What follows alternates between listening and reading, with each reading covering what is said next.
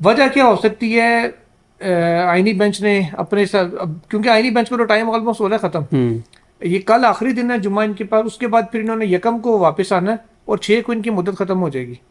تو جو جنوری کا پہلا جمعہ ہے وہ ان کے پاس آخری ہوگا، اس تک کہ شاید ملٹری کورٹ کا کیس ڈیسائیڈ کر سکے مشکل سے، باقی تو خیر نہیں کر پائیں گے. تو پھر نمبر لگانے کی کیا تک بنتی ہے؟ اب آپ نے سننا نہیں تو کیا یہ پیغام ہے گورنمنٹ کے لیے یا تھوڑی سی سیٹ بیلٹیں ہم ٹائٹ کریں، کیا کریں؟ نہیں، یہ اس لیے کیا گیا کہ ان کو خدشہ تھا کہ ادھر کیس سن رہے ہیں chief justice Sindh high court, وہاں کو بڑا فیصلہ نہ آ جائے. ایک تو اس لیے اس کو ٹیک اپ کیا گیا ہے، دوسرا یہ ہے کہ وہ اس کو بہت جلدی میں سن کے اور نمٹانا چاہتے ہیں اور مسترد کرنا چاہتے ہیں درخواستیں، اور اس کو بہت جلدی میں وہ ہیں. اس کی وجہ یہ ہے کہ دیکھیں یحییٰ افریدی صاحب بھی انسیکیورٹی میں نہیں رہنا چاہتے کہ یہ 26ویں آئینی ترمیم کی درخواستیں جب تک پڑی رہیں گی تو وہ ان کے لیے بھی انسیکیورٹی ہے نا یحییٰ افریدی صاحب کے لیے، کہ کہیں نہ کہیں ٹیک اپ نہ ہو جائیں، حالات بدل نہ جائیں، صورتحال کچھ اور نہ ہو جائے، اور کہیں ایسا نہ ہو جائے کہ کسی موقع پہ ان کو یہ سپریم کورٹ کے فل کورٹ کے سامنے لگانا پڑ جائے. تو یحییٰ افریدی صاحب یہ چاہتے ہیں کہ بس اس کا جلد از جلد ان درخواستوں کو نمٹایا جائے، اور جلد از جلد ان درخواستوں کو نمٹا کے اور ایک مسترد کر کے، اور یعنی یحییٰ افریدی صاحب کو جو ہے وہ سیکیور کر دیا جائے، اور یحییٰ افریدی صاحب بھی سیکیور ہو جائیں گے اس سے، اور امین الدین خان صاحب اور جمال خان مندوخیل صاحب اور محمد علی مظہر صاحب وہ بھی سیکیور ہو جائیں گے، حکومت بھی سیکیور ہو جائے گی. تو میرا خیال ہے کہ اس کے پیچھے جو اصل گیم ہے وہ یہی ہے کہ اس کو وہ نمٹانے کے لیے کر رہے ہیں. اور اس کے علاوہ تو مجھے کوئی سمجھ نہیں آتی کہ اس کے علاوہ کوئی وجہ ہو.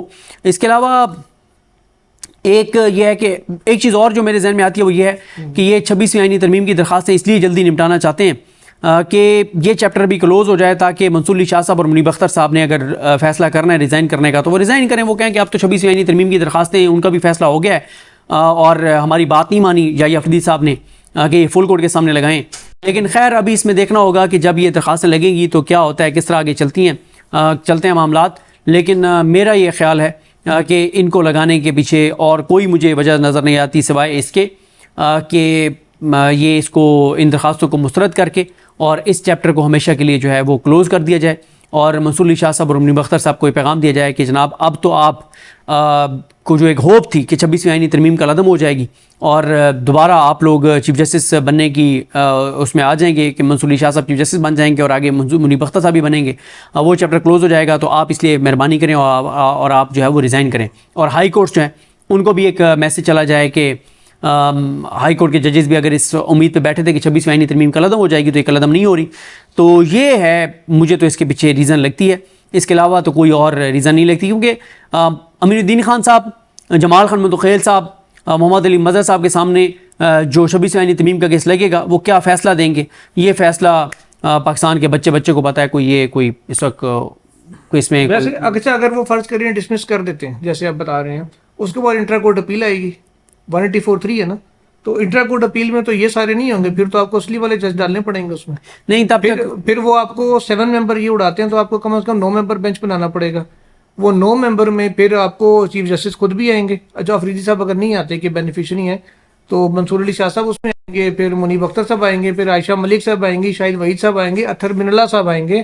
نہیں لباسی صاحب وہ نہیں آئیں گے. ہوگا یہ کہ تب تک سپریم کورٹ میں یحییٰ افریدی صاحب کی معاونت سے، تعاون سے، یحییٰ افریدی صاحب کے تعاون سے تب تک جو ہے وہ سپریم کورٹ میں 8-10 نئے جج بھرتی ہو چکے ہوں گے، اور ان نئے ججز کے پاس انٹر کورٹ اپیل جائے گی، اور اس میں عامر فاروق صاحب ہوں گے اور عالیہ نیلم صاحبہ ہوں گی، اور اس میں کچھ اور ججز جو ہیں وہ ہوں گے جن کو سپریم کورٹ لایا جائے گا، اور کچھ وکیل جو ہیں وہ براہ راست سپریم کورٹ کے جج بنیں گے. تو ان کے سامنے یہ انٹر کورٹ اپیل جائے گی. یہ اپیل جو ہے انٹر کورٹ اپیل جو ہے ان ججز کے پاس نہیں آئے گی جو اپنے حلف کے ساتھ وفا کر رہے ہیں. کوئی بھی ایسا کیس جو اس نظام کے لیے خطرناک ہو سکتا ہے، اس حکومت کے لیے خطرناک ہو سکتا ہے، جو پاکستان کی بہتری کے حوالے سے فیصلہ آ سکتا ہے، پاکستان کے لوگوں کی بہتری کے لیے فیصلہ آ سکتا ہے، ان میں سے کوئی بھی کیس ان ججز کے سامنے نہیں لگایا جائے گا جو اپنے حلف سے وفا کرنے والے ہیں. اب دیکھنا ہے کہ آئینی بینچ اب عائشہ ملک صاحبہ کو نہیں بٹھا رہا، نہیں بٹھائیں گے عائشہ ملک صاحبہ کو. کیوں؟ کیونکہ ان کو یہ ہے کہ یار کہیں عائشہ ملک صاحبہ کسی کیس میں بولنا پڑے کہ کیا کر رہے ہو یہ وہ. اس وقت کوئی ایسا جج آئینی بینچ میں نہیں چاہیے جو اپنے ضمیر کے مطابق، اپنے حلف کے مطابق جو ہے کوئی ایسی بات کر دے جو حکومت کو ناگوار گزرے. آپ نے ججز تعیناتی کی بات کی تو ایک تازہ ترین خبر یہ ہے لاہور ہائی کورٹ کے لیے ججز کے نام سامنے آئے ہیں. سر عالیہ نیلم صاحبہ نے 21 نام ریکمینڈ کیے. اب میں ان میں سے 2-3 نام جو مشہور ہیں ان کی آپ کو بتاتا ہوں. سر صدیق ایوان صاحب ہیں جو اللہ اکبر انا للہ و انا الیہ راجعون. اچھا ان کی ریکمنڈیشن ویسے ذرائع یہ بتاتے ہیں کہ شہزاد ملک صاحب نے کی تھی کہ یہ ان کی بیٹی کے بھی وکیل رہے ہیں وہ ایکسیڈنٹ والے کیس. نہیں یہ سنیں اگلا نام سنیں.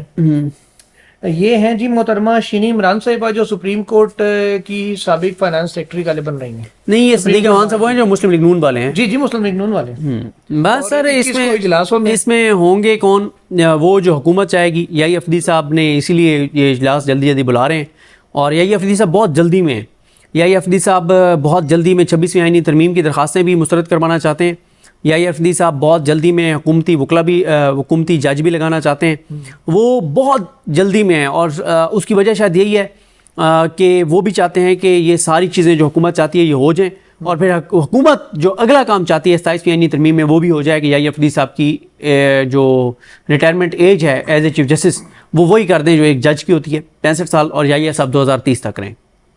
یہ آگے 27ویں آئینی ترمیم میں آ رہا ہے. نہیں یہ تو پھر یحییٰ افریدی صاحب اس کے بینیفیشری کم ہوں گے بیسیکلی. وہ تو پھر اگر اوور آل ججز کی ایج بڑھاتے ہیں. نہیں اوور آل نہیں بڑھا رہے, صرف چیف جسٹس کی. صرف باقی تو ہے ہی 65 سال نا جج کی. صرف چیف جسٹس کا کیا ہے کہ وہ چیف جسٹس بنے گا تو 3 سال بعد وہ ریٹائر ہو جائے گا. یعنی 2027 میں کہ وہ جب بھی بنے ریٹائر اپنی ایج پہ ہوگا. یہ آ رہی ہے 27ویں آئینی ترمیم, اس کے لیے یہ چیزیں ساری ہو رہی ہیں. تو یہ سب کو بھی فائدہ ہے, حکومت کو بھی فائدہ ہے. پاکستان کے ساتھ کیا ہوگا وہ آپ کو زیادہ فائدہ امین الدین خان صاحب کا نہیں.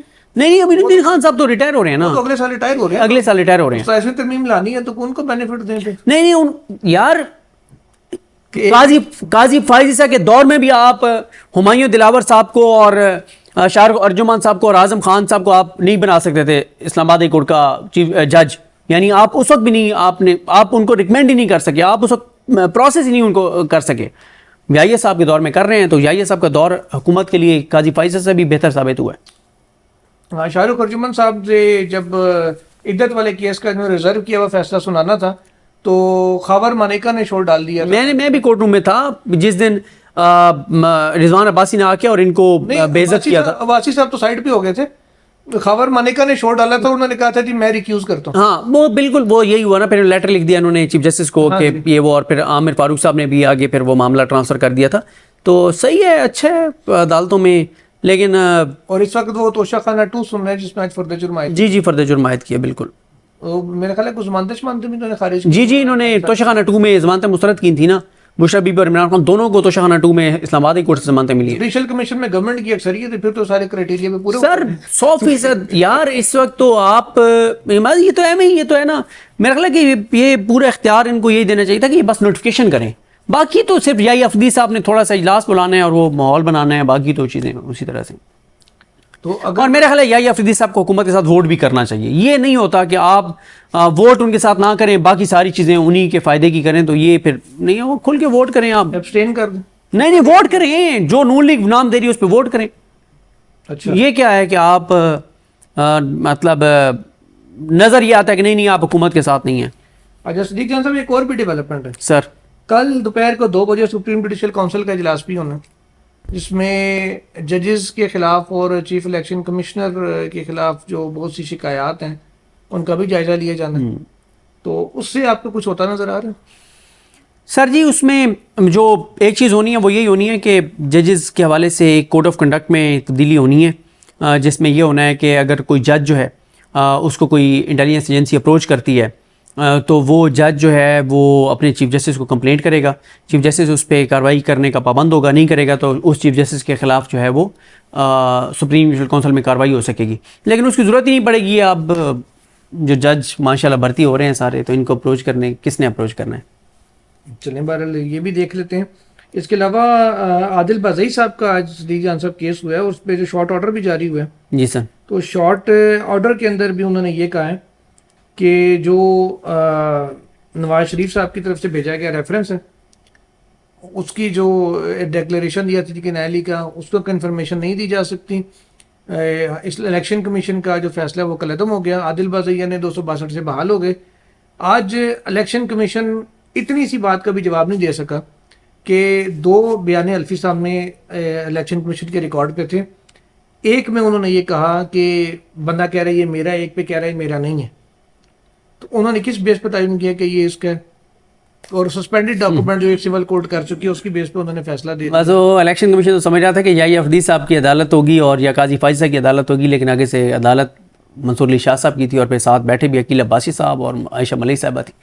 تو یہ تو پھر عباسی صاحب نے جو کہا ہے کہ محترم اسپیکر صاحب سے انہوں نے کہا جی بڑی عزت احترام ہے ان کا، لیکن وہ فارورڈنگ ایجنسی تو نہ بنے، بڑے صاحب کا خط آیا انہوں نے آگے فارورڈ کر دیا، پڑھا بھی نہیں کہ وہ کم از کم دیکھ ہی لیتے، اس کا جائزہ ہی لے لیتے. الیکشن کمیشن کی بدقسمتی کہ کیس منصور صاحب کے بینچ میں لگا ہے، اگر یاہیا صاحب کے پاس لگ جاتا تو فیصلہ مختلف ہوتا. وہ یہی صاحب کا تو بینچ نہیں تھا، وہ تو کل آئیں گے. میں وہی کہہ رہا ہوں کہ بدقسمتی نا، بس یہ دعا کریں آئندہ یاہیا صاحب کے پاس لگے کریں ان کے کیس. نہیں وہ 3 ممبر بینچ بنا ہی نہیں رہے اپنا، وہ اپنا 2 ممبر ہی رکھتے ہیں. ہاں وہ صرف نمبر پورا کر رہے ہیں کہ نہیں وہ بیسیکلی سننے انفریکچرس انفریکچر تو کرمنل کیسز وہ سن رہے ہیں، بیلیں شیلیں جو ہے نا، بیل بیفور اریسٹ، بیل آفٹر اریسٹ، وہ کہہ رہے ہیں کہ جو لوگ اندر ہیں اگر اس کی ضمانت ہوتی ہے تو نکالیں، ان کا فوکس اس چیز پہ. نہیں تو ایک ہی بار آرڈر کریں یار کہ 20 25 30 ہزار بندوں کو بیلیں دے دیں. یہ کیا روز آپ کیس ان کے کرتے ہیں اور صرف وہ ایک نمبر ایک وہ بڑھانے کے لیے انفریکچرس بھی ہے، وہ ایک آرڈر کریں کہ 10,000 انفریکچرس کیسز ڈسپوز آف.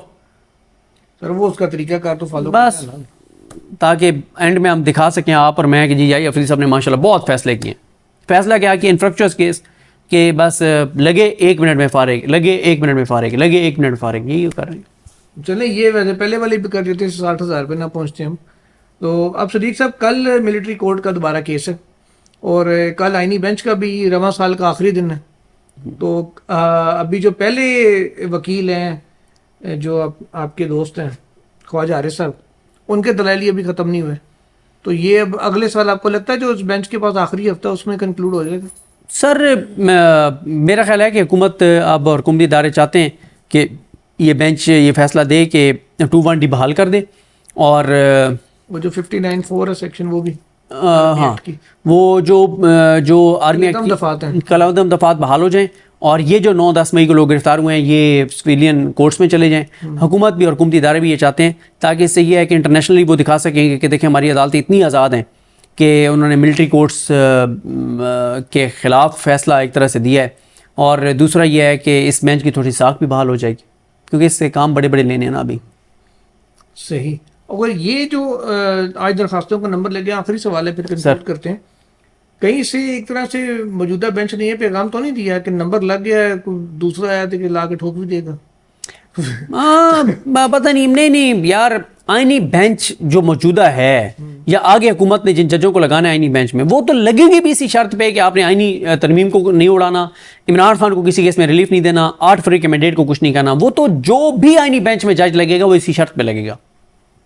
اچھا چلیں دیکھتے ہیں کہ 8 فروری والے معاملے پہ پہلے پی ٹی آئی خود تو تیاری پوری کر لے، اس کے بعد دیکھیں گے کہ جج کیا کرتے ہیں. ہاں صحیح بات ہے. صدیق جان صاحب بہت شکریہ آپ کا. Sir welcome. تو اچھا ایک چیز آپ سے پوچھنی رہی گئی، یہ جو مذاکرات ہو رہے ہیں، ایک مذاکرات تو وہ ہو رہے ہیں جو عمر ایوب صاحب اور یہ سارے کر رہے ہیں، کرنے کی کوشش کر رہے ہیں، ابھی تک ہو نہیں رہے، اور ایک مذاکرات محسن نقوی صاحب کہیں اور بھی کر رہے ہیں.